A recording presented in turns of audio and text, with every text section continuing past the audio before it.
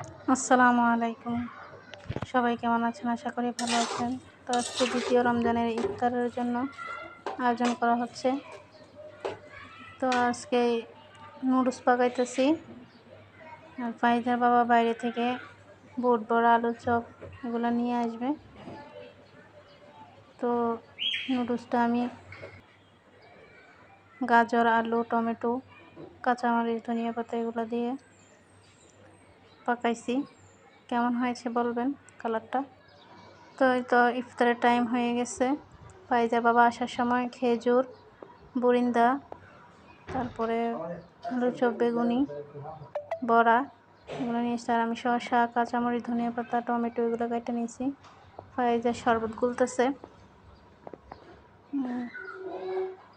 লেবু দিয়ে। তো আমরা ইফতার করতে বসে গেলাম। সবার জন্য প্লেটে নুডলস বেড়ে নিলাম। তো কিছুক্ষণ পরে আজান দিবে। তো এই তো আজকে আমাদের ভিডিওটি কেমন লাগলো সবাই কমেন্ট করে জানাবেন। সবাই ভালো থাকবেন, সুস্থ থাকবেন, আমাদের জন্য দোয়া করবেন। আসসালামু আলাইকুম রহমতুল্লাহি ওয়া বারাকাতুহু।